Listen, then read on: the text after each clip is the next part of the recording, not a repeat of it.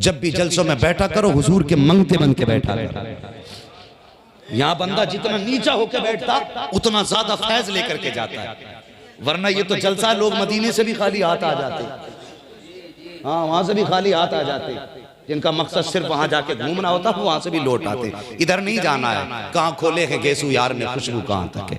मैंने कहा था ये कोई आज की बात नहीं है, ये पुरानी बात है। कुरान को लोग मिटाने की कोशिश कर रहे थे, जानते हो एक दौर और भी चला था, अंग्रेजों ने मुहिम चलाई थी कुरान को मिटाना है, तो सारे कुरान उठा उठा के ना दरिया में डालने लगे, जितने नुस्खे थे कुरान को उठा के दरिया में डाले, और ढूंढते ढूंढते अल्लाह वाले की झोंपड़ी में भी चले गए। उससे जाके कहने लगे बाबा कुरान है, तो बाबा सीधे साधे कहने लगे हाँ बेटे है, करेगा क्या, कहा हमें दे दो।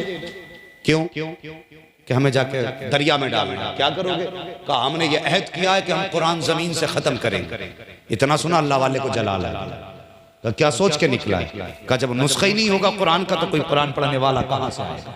तो एक बच्चा गुजर के जा रहा था अल्लाह वाले के सामने से। अल्लाह वाले भी ऐसे होते हैं जिनकी दिल पे नजर होती है, ये जेब पे नजर रखने वाले अल्लाह वाले नहीं है। हाँ मैं कहता हूं आजकल जो पीरा मुरीदी चल रही है ना, सुनना मेरी बात, कड़वी बात है, पीरा मुरीदी चल रही है, हाथ में हाथ लेकर तोबा बाद में करा, पहले ही कहे जब मेरा हो जाए तो किसी और को मत देखिए। ऐसा लग रहा है मुरीद नहीं बीवी बना रहा है, तमाशे बना रखे। और यार सिलसिला कोई भी है अगर मुत्तसिल है तो हुजूर के कदमों से जाके मिलता है। फिर ये क्यों तू उसका नहीं, तू उसका नहीं, आबरू लूट ली बगैर तो मुरीद ऐसे घेरे पड़े जैसे समंदर के हिस्से लोगों ने घेर लिए, इसमें की मछली सब मेरी है। अगर ये पीर इतना कह देना कि जा अगर मेरा सच्चा मुरीद है तो मुस्तफा के घर का ख्याल, कसम खुदा की मौलवी को चंदे की जरूरत नहीं पड़ेगी, और कुरान की फिर तालीम ऐसे होगी कि ये भी खुशहाली में पढ़ाएंगे वो भी खुशहाली में पढ़ेंगे। फिर फर्क इतना हो जाएगा कि ऐसा लगेगा कि जैसे ये रह जमीन पे रखे गए तालीम आसमानों पे होने लगे।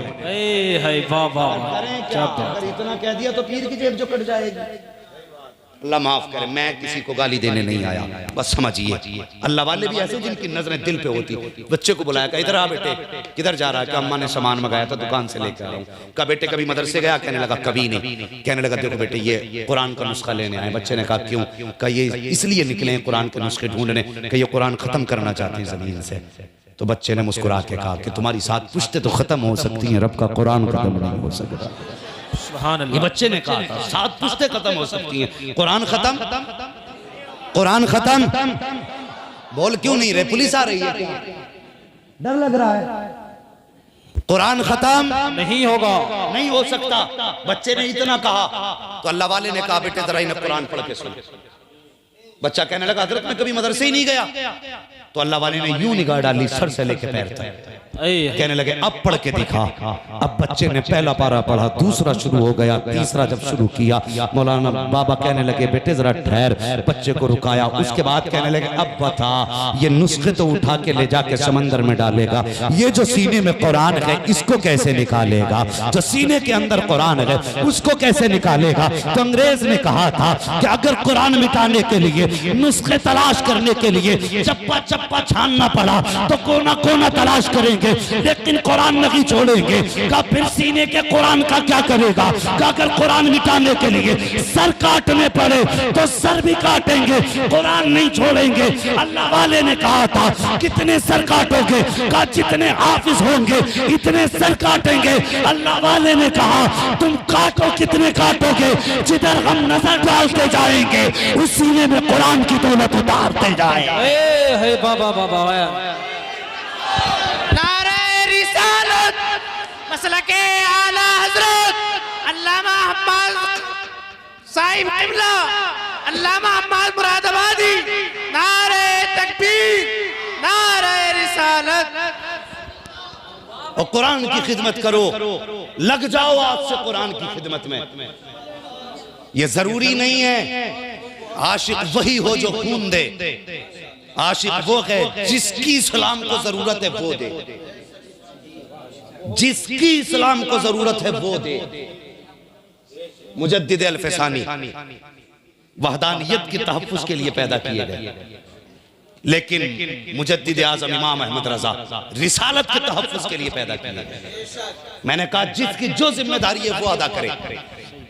अगर मुजद्दिद अल्फसानी रिसालत पे लिखते तो फिर उनकी मुजद्दिदियत का हक अदा नहीं हो सकता था, और अगर मुजद्दिद आजम सिर्फ वहदानियत पे लिखते तो इनकी मुजद्दिदियत का हक अदा नहीं हो सकता था। आज के दौर में इस्लाम को तुम्हारे खून की जरूरत बाद में है, तुम्हारी दौलत की जरूरत पहले है। तुम्हारी दौलत की जरूरत पहले है। अगर ये मदारिस कमजोर हैं तो उठो, और जो खुदा ने तुम्हें दौलत से नवाजा है, जो तुम्हारी हैसियत है, वो इन मदारिस पे लगाओ और इन उलमा से कहो कि ये दुनिया उठी है कुरान मिटाने के लिए। मौलाना फिक्र न करना, जो गवर्नमेंट दे रही है वो भी बंद कर ले अपना। अभी मोहम्मद के गुलाम जमीन पे मौजूद है। हम फाके से रह सकते हैं, लेकिन मदरसे के पढ़ने वाले फाके से सो जाएं, या कुरान पढ़ाने वालों के बच्चे भूखे सो जाएं, ये गवारा नहीं कर सकते हैं। उठो, आगे बढ़ो, दौलत का इंतजाम करना ये हमारा काम है। कांधा लगा के दीन को आगे बढ़ाना ये उलमा का काम है। बेशक बेशक भाई वाह, सुभान अल्लाह भाई वाह। जिम्मेदारियां करेंगे ना इंशाअल्लाह, इंशाअल्लाह करेंगे इंशाअल्लाह, इंशाअल्लाह। ख्याल करें मदारिस का भी, तलबा का भी। आज इस मदरसे ने आपके बच्चों को ये अजीम दौलत दी, और ये जो पगड़ी बंधेगी ना, इसे खाली पगड़ी ना समझना, ये बहुत पहले से चली आ रही है। ये हजरत अबू हुरैरा से चली आ रही है। जो हुजूर ने कहा था कि अपनी चादर फैलाओ, हजरत अबू हुरैरा ने फैलाई, फरमाया समेट ले, सीने से लगा के गई। ये वही चादर है जो आज सर पे रखी जाती है। हाथ उलमा के होते हैं, करम मदीने वाले मुस्तफा का। वाह वाह वाह, क्या बात। ये वो निस्बत आज तक चली आ रही है। वरना पूछे इन उलमा से, पूछे उस्ताद से, पूछे कुरान आप याद कर लें और दस्तार ना होना तो लगता है जैसे पढ़े ही नहीं। पगड़ी ना बंधे तो लगता ही नहीं कि हम काम मुकम्मल हो गए। मुकम्मल ही बंदा तब होता है जब 5-7 मीटर का कपड़ा सर पे आता है।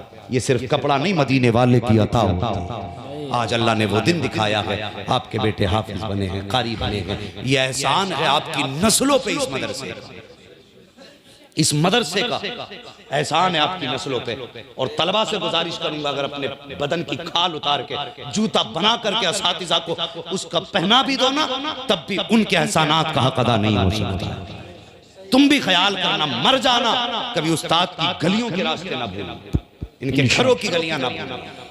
इन्होंने तुम्हें उठा के जमीन से ये तुम्हें आसमान तक लेके गए। यह असातिज़ा का एहसान है हम पे। आज हम जिस लायक भी हैं, हमारी कुछ औकात ना थी, हम भी बेटे कहीं घास काट रहे होते अगर उस्ताद ने हमारा हाथ न थामा होता। हाँ, घास क्या काटते, मेंढी काट रहे होते किसी।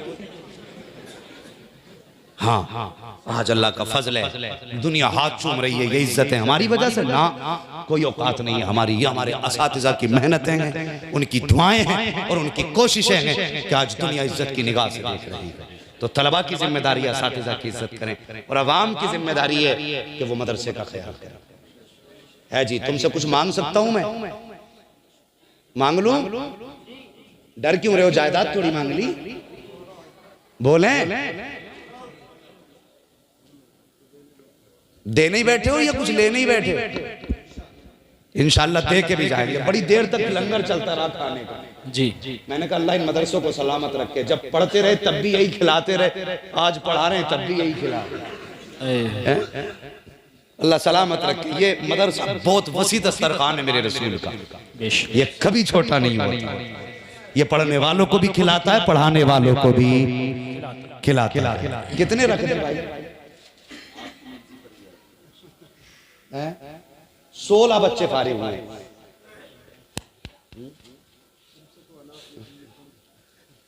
कम से कम हर बंदा, हर बच्चा कम से कम 5000, एक हर बच्चा जितने फारिग हुए हैं कम से कम 5000 मदरसे को अपनी खुशी से दे, इसलिए कि मदरसे का उस पर बड़ा है। ये तलबा के लिए गुजारिश है, हुक्म नहीं है। आपकी मर्जी, अगर ना हो किसी पे तो मुझसे ले ले। अल्लाह का शुक्र है, अगर जबान लंबी है तो दिल भी बड़ा।